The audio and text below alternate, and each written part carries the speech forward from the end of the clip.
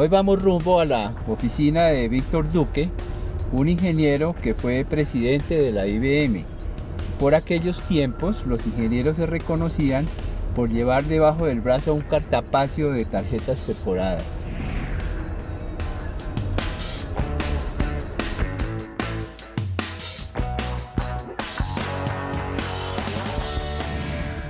Esto fue en 1963, cuando yo estaba haciendo último año en la universidad y estaba estudiando economía porque no había lo que yo quería estudiar, que era administración de empresas.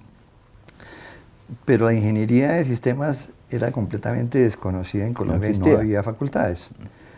Entonces lo que hacían estas compañías como IBM era que contrataban profesionales de diferentes especialidades y los sometían a un programa de entrenamiento y nos enseñaban pues el ABC de la computación.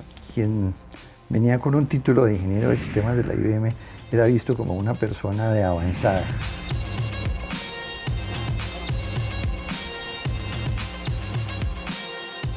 Su capacidad para programar computadores lo hizo conocer dentro de un gremio que apenas estaba constituyendo en la ciudad.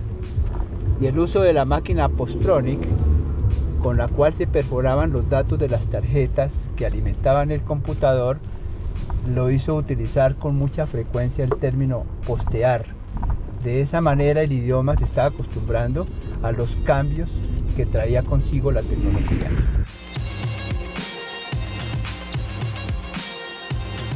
El tema de la programación, que en esas épocas ahora lo usan un poquito, viene el lenguaje máquina, viene el Fortran, el COBOL, después la programación estructurada, ¿te acuerdas? Y después tantas, desde la programación orientada a objetos ya moderna, etcétera. Pero el 1401 todavía era una máquina que tenía como controles para programar. ¿Cómo era esa programación en ese momento en esa máquina? Sí, esa máquina se programaba básicamente en un lenguaje bastante primitivo, que se llamaba autocoder. Autocoder, exacto. Sí, tenía un concepto de palabras. Todavía, digamos, no se usaba la expresión de bytes, aunque se usaban los bits, pero no se usaban los bytes. Y tú tenías la posibilidad de ir hasta la memoria de núcleos con las teclas, y encender un núcleo o apagarlo. Pero la programación básica se hacía en autocoder. Se escribía a mano, después se perforaban las tarjetas, después se ensamblaban los programas, se corregían los errores, uno hacía una famosa prueba de escritorio, la documentación era precaria, claro. Es decir, uno escribía al lado de cada instrucción, escribía un comentario tratando de explicar qué era lo que pretendía hacer. No existían rutinas para el control de las unidades de entrada y salida. Entonces uno tenía que programar la impresora, los saltos del avance de la página, los márgenes, claro. Tenía que leer las tarjetas y comprobar que la lectura fuera correcta.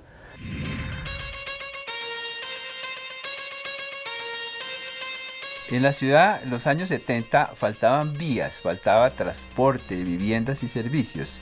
Un desorden que llenó de casas improvisadas las laderas de la ciudad.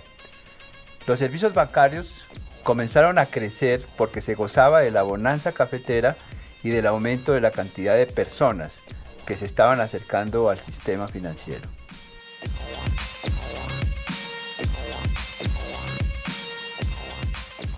Tengo entendido que uno de los primeros temas que entraron a trabajar fue sobre la banca, ¿no? Es decir, cómo interpretar las necesidades y cómo hacer que las máquinas al final resolvieran esos problemas que se analizaban. Sí, la banca se movía principalmente a través de sistemas que registraban las transacciones en unas máquinas que aquí se llamaban posteadoras, que traían unas cartulinas con una banda magnética en la parte posterior. Y cuando tú ibas, por ejemplo, a cobrar un cheque a un banco, lo que hacía el cajero era que lo pasaba atrás donde estaba la máquina, y quien operaba la máquina tomaba el cheque, verificaba que fuera correcta la firma y todo, sacaba la tarjeta que correspondía a esa cuenta y anotaba que se estaba pagando un cheque por 100 pesos y se disminuía el saldo. La información del valor del cheque y del saldo quedaba almacenada en la tarjeta magnética. Era la época de las libretas de ahorro y de la contabilidad manual, que era un gran escollo para todo el sistema financiero que crecía en demanda de créditos y medios de pago en todas las ciudades. Allí fue donde Víctor Duque logró poner la computación a la orden de ese sistema financiero.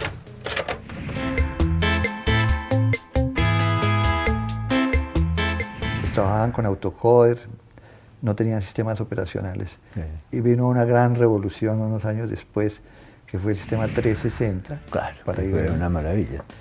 que tenía sistema operacional. Sistema operacional. El sistema operacional hacía un uso mucho más eficiente de los recursos del equipo, Sí. de lo que hacíamos los programadores cuando lo Claro. programábamos individualmente. Vinieron avances muy importantes como la memoria virtual. Eso iba a decir, sí. ¿Sí? Muy bien. La memoria virtual fue un Claro. invento sensacional, Impresionante. porque te permitía extender la capacidad del equipo más allá de su memoria real. Digamos, los que veníamos de 1401 y veíamos la 360 decimos, wow, Tremenda sí, máquina. tremenda sí. máquina. Sí. Filosóficamente, cuando IBM se decidió a lanzar el PC, rompió muchos paradigmas. Total. Uno de los paradigmas que rompió fue el hecho de que IBM investigaba, diseñaba, desarrollaba, manufacturaba o producía y vendía sus equipos. Cuando llegó el PC, el modelo de negocios de esos inventores del PC era completamente diferente. Para las unidades de desarrollo de software de IBM no fue nada simpático que les dijeran que no iban a hacer el sistema operacional del Claro, computador debió personal. ser un golpe tremendo. Sí. Fedecolsoft, que fue como el proceso que iniciaste de asociar las casas de software con una orientación de exportación. Fue muy interesante. Ahora es un trabajo, digamos, no remunerado, No, ¿no es verdad? realmente, Es más no. que todo uno hace por quijotismo, Por quijotismo. pero alguien tiene que hacerlo, ¿no es verdad? Claro. Y cuando llegamos a la decisión de unir Indusoft y Fedecolsoft, Y Fedecolsoft, sí. pues no fue muy fácil, Sí, pero definitivamente el país necesitaba un gremio más fuerte. claro.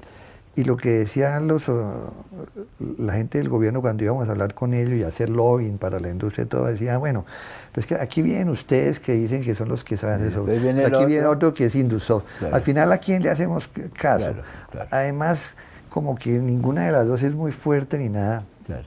Entonces hablamos con Gilbert Chalem, que era el presidente de Sí, me Indusoft, acuerdo. que ha sido uno de los líderes de Nexis, Nexis. y pensamos que él y yo sacrificaríamos nuestras posiciones y todo Posiciones.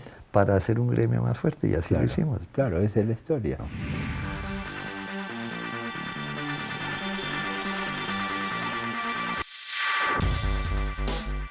Colombia invertía su relación de población porque en los 70 comenzamos a tener más habitantes en la ciudad que en el campo.